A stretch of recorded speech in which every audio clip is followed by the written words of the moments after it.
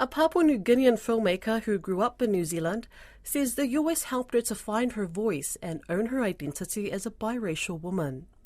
Her film Butterfly premieres in New Zealand at Māoriland Film Festival in Otaki this weekend and will play in Los Angeles on March 26. Alicia Foon spoke with the director and writer of the film, Veialu Ela Unsworth, who describes making the film as a deeply healing and empowering process. Butterfly is a short narrative film that we made.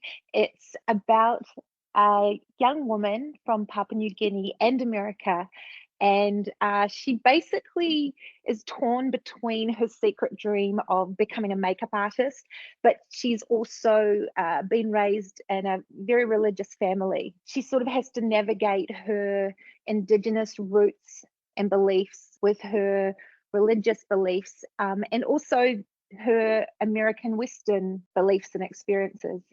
So I guess the question is she going to follow her dream to become a makeup artist? What are the main kind of themes and takeaways that you hope people grasp from this film? I think first and foremost, I hope people go, how cool, how exciting, there's a Papua New Guinean woman on the screen and it's from her point of view. That's because when I was growing up in Aotearoa, I never saw Papua New Guineans on screen. So that's probably the first thing. I hope people go, oh yeah, Papua New Guineans are actors. Papua New Guineans do have fun stories, interesting stories. I hope it also inspires Pacific Islanders, Indigenous people to tell their stories too, especially women, because we just don't ever get to see many of these stories. Here in the States, it's more rare. In Aotearoa, I think there's a lot of amazing content coming out, and it has been coming out for a while, but there still aren't many Papua New Guinean stories. So that's probably the main thing. And I hope it does inspire other people to tell their stories. And I hope it sort of sheds a light on the experience of trying to navigate different worlds, of trying to kind of reconcile your Indigenous beliefs with your Western ideas, and then you add another layer of your religion. It can be very confusing, and that's been my experience personally. So that was like one of the reasons why I wanted to write this story and go there. What has your journey been like so far as a Papua New Guinean filmmaker, particularly based in the US? And when it comes to identity, what have you had to do on your personal journey to reconcile with some of those Western beliefs? Oh, my journey as a Papua New Guinean woman has been it's been different to a lot of Papua New Guinean women's, I guess. And I say that actually because I grew up in the diaspora, and it took me so long to realize that that's a very different experience to growing up in Papua New Guinea.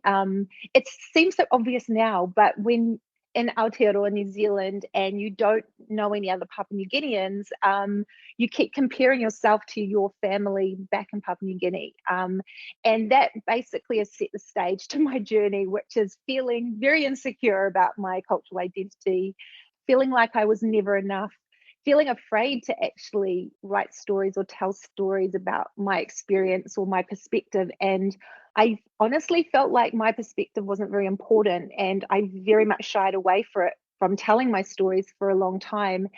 And this film that we made, Butterfly, it's 8 minutes long, and it is the first time I'd ever properly put myself out there and said, this is who I am.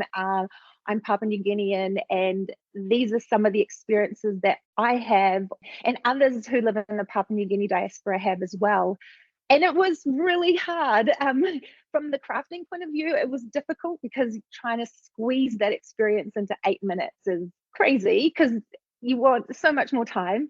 And from a personal point of view, in terms of overcoming some of those psychological beliefs, I think I'd call it internalized racism, feeling like being Papua New Guinean was not as important as other cultures or other voices. So I had to kind of push through those little voices that I had in my head from the little me saying you're not important, and kind of pushing those aside and saying actually everybody's stories are important and you have a story, so you can do this, you can tell it. I think the hardest part was overcoming those old beliefs and those old thoughts. So it actually was an incredibly amazing experience to to make this film because I was confronting some of my fears. And actually, I think for the two actors, I have two Papua New Guinean actors, Regina Pandey and Graham Pandey. You know, we very much bonded over the experience because they too had faced some of their insecurities and experiences of being Papua New Guinean in America, where there are just very few Papua New Guineans. So you feel, much of the time, you feel invisible.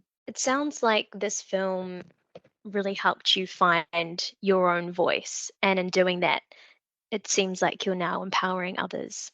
Oh, I really hope that my journey and this film helps to empower others. And I like that. That makes me really happy to think that if there's one or two or more people who hear my journey or watch this film, that they feel empowered to be able to share their stories or feel seen. I mean, I think that's one of the things I love about filmmaking, is that when you see a film that really speaks to you and expresses an experience that you have, you feel seen and you feel connected, and that is so empowering. Making this film was empowering, and I think making it in America was empowering because I feel like culturally America is so different from New Zealand. It is so big. There are so many people, and everybody is kind of making noise to say, this is important, this is important. And it's very different to New Zealand, where we don't tend to be, you know, look at me so much. So it was very confronting at first, but it actually ended up being very liberating because I was able to learn from a lot of people who were speaking on topics like cultural identity and what it means to be in the diaspora, what is story sovereignty, the experience of being mixed race. All the racial politics here and the population size means that there's incredible conversations and dialogue being had, and that actually helped me to build my confidence when it comes to talking about my own experience. So whether I could have made this in another country back in New Zealand, I'm sure I could, but I want to give some credit to America for helping me to find my voice.